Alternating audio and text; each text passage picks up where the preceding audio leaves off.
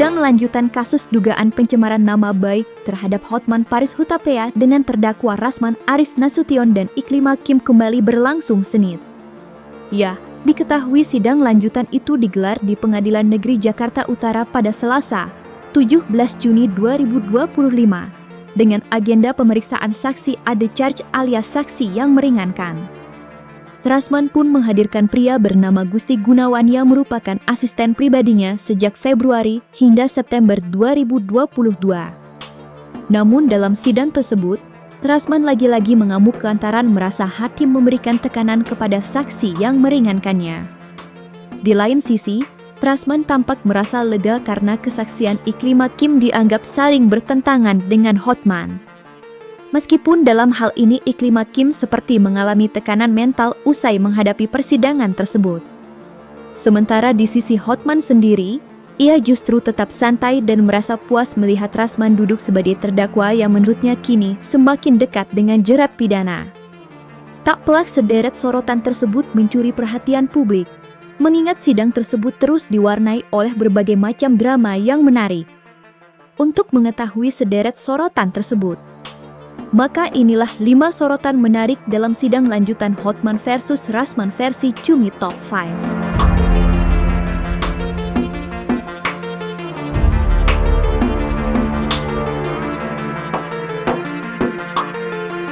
Dalam agenda sidang kasus dugaan pencemaran nama baik terhadap Hotman Paris yang digelar di Pengadilan Negeri Jakarta Utara pada Selasa, 17 Juni 2025.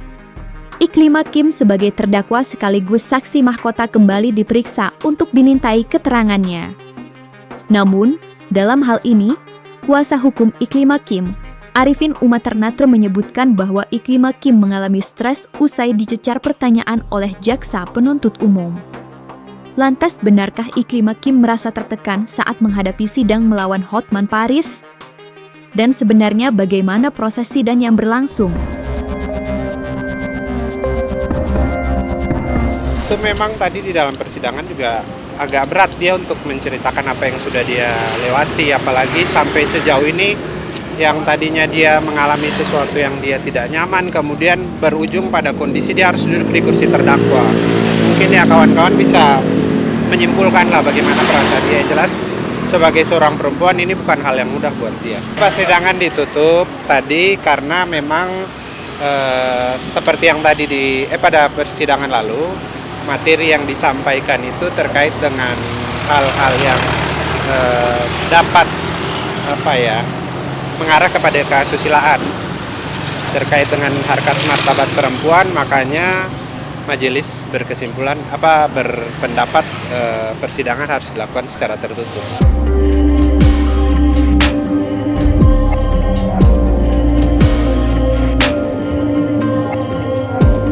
Ketiga pihak yaitu Hotman, Rasman, dan Iklima telah memberikan keterangannya masing-masing dalam persidangan. Sidang pun berlangsung tertutup lantaran materi yang bermuatan asusila. Ya, Rasman mengungkapkan bahwa kesaksian Hotman dan Iklima Kim di persidangan saling bertentangan, di mana Iklima yang sempat tak mengakui adanya telah membenarkan bahwa terjadi sesuatu di antara dia dan Hotman yang membuatnya tidak berkenan. Adanya kejadian itu, menurut Rasman, secara tidak langsung telah membenarkan adanya yang Iklima alami dari Hotman. Kesaksian Iklima Kim yang berseberangan dengan Hotman pun dianggap menguntungkan Rasman. Sebab, itu menguatkan bahwa Iklima Kim memang telah oleh Hotman. Lantas seperti apa pandangan Rasman terkait kesaksian Iklima Kim? Dan bagaimana respon Hotman terkait Rasman yang merasa diuntungkan? Sekarang di sini sudah saya bisa jawab, Pak Lecu. Ya, betul. 1. Apakah benar ada surat kuasa dari Iklima Kim? Iklima Kim keluar-keluar di wartawan, bicara di Bareskrim sampai P21 kalimatnya bahwa tidak pernah mendatangani surat kuasa kepada Rasman. Yang pertama. Tapi faktanya di sini dia mengatakan Menandatangani. 2 kali dia diperiksa mengatakan bahwa dia menandatangani 2 surat kuasa. Clear kan? Nah, yang kedua, Dia mengakui menandatangani surat pernyataan, tapi tidak membaca karena saya larang. Anda dengar tadi penjelasan Pak Abdul Hadi, Gusti, Saddam. Mana mungkin di Grand KB itu saya larang. Dia tanda tangani. Kemudian judulnya surat kuasa itu apa sih? Khusus. Terus poinnya apa? Dugaan. Lalu saya sebagai kuasa hukum ngomong apa ke media? Tolong, Anda Dr. Andika Duta Bahari, ahli bahasa yang mengatakan bahwa diduga merupakan tuduhan. Saya mau tanya, sekarang polisi akan preskon, Kejagung preskon, KPK preskon, orang preskon. Ajari saya, apa kalimat yang boleh dikatakan kalau bukan diduga? Mahkamah Agung saja ketika menangani satu perkara, dia bilang diduga, sedang diperiksa karena diduga sedang ini. Terus apa kalimatnya? Jadi Anda jangan sesat dan menyesatkan orang. Jangan karena dugaan materi ada sesuatu. Biar makin banyak perkara. Jadi Anda ini mestilah memberi pencerahan. Mau menguntungkan kek, mau apa kek, gue udah gak peduli. Pokoknya lu sudah ngerasain bahwa takmu itu duduk sebagai terdakwa berulang-ulang 2 kali seminggu, itu udah sangat menyakitkan. Belum lagi surat basmi dibekukan Mahkamah Agung, itu sudah terlalu berat. Yang sementara aku sibuk naik Lamborghini dengan mobil-mobil mewah, oke? Jadi pada saat kamu masih di daerah Padang Sidempuan di kampung sana, kok perlu jadi pengacara terkenal? Jangan coba-coba saingin Hotman. Kalau lagu bilang, kamu salah orang, kamu salah lawan.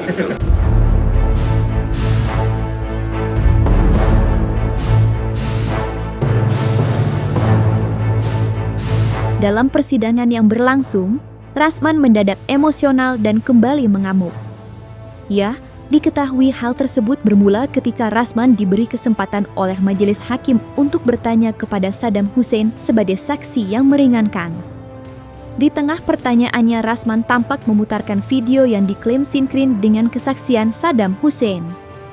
Namun majelis hakim menginterupsi Rasman lantaran video tersebut tidak berkaitan langsung dengan saksi yang tengah diperiksa. Saya tidak takut, tapi saya butuh membuktikan. Ini perkara, kalau bahasa Medannya, ini perkara sawah sepeta yang digarap tetangga.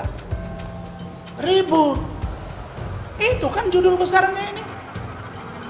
Wah, serius banget ngurusin ini. Sampai diukur apakah saya ini punya itikat baik atau tidak. Sampai dibilang diduga mengatakan menuduh. Sampai dibilang bahwa seolah-olah saya ini mencemarkan. Sampai ditanya apakah semua postingan Rasman Gusti tahu. Ya mana dia tahu, saya suruh posting, caption saya yang buat.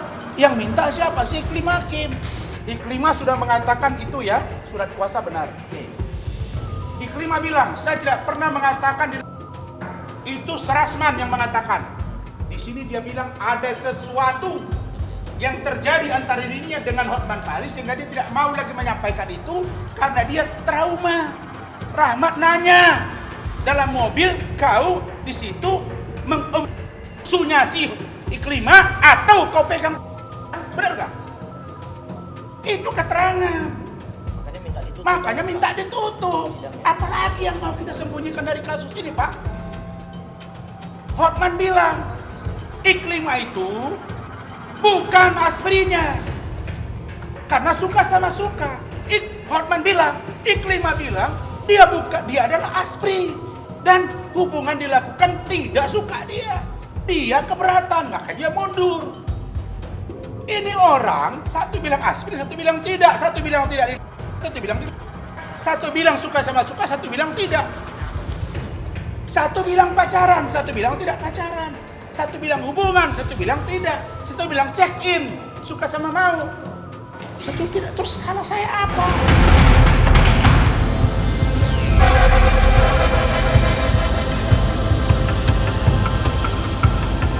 Rasman secara terang-terangan mengaku tak gentar melawan seterunya Hotman Paris.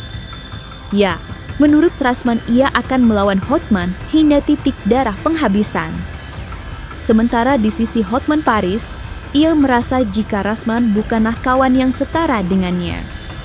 Lantas seperti apa keberanian Rasman melawan Hotman? Dan bagaimana respon Hotman mendengar itu semua? Sampai mati saya di akhirat, saya tidak akan pernah menyerah kepada yang namanya Hotman Paris. Biar kalian tahu, karena menurut saya wajib dan saya ibadah dan saya jihad melawan manusia yang sombong ini. Saya nggak main-main. Di negara ini memang tidak ada orang yang berani bersuara dalam sebuah persidangan karena palu ada di depan hakim yang bisa menghukum saya sesuka hati dia. Tapi saya tidak takut karena Allah melihat dia dan akan dia pertanggungjawabkan di akhirat. Dan saya percaya fakta hukum akan membuka nurani dia kalau dia manusia yang punya iman dan takut pada Tuhan. Karena ini sudah sampai pada fakta yang menjelaskan tentang yang meringankan dari kami. Dan diakui. Prinsipnya saya tidak akan pernah mundur, saya tidak pernah takut, saya tidak pernah gentar, dan saya tidak akan pernah khawatir. Karena saya tahu di balik rencana busuk manusia ada Allah yang menentukan. Takdirnya saya terima apapun yang terjadi dari Allah SWT. Gua anggap itu mah hanya receh aja kasus, udah deh. Sementara aku sibuk dengan kemewahan, klien-klien besar, sementara dia datang sidang buruknya yang dengan botaknya itu duduk sebagai terdakwa. Kasihan deh kau, Rasman, kamu salah lawan, salah orang. Kamu sudah karirmu hancur gara-gara melawan Hotman. Kau jadi terdakwa gara-gara melawan Hotman. Oke, mulai sekarang jagalah mulutmu. Terlalu berat Hotman lawan kamu.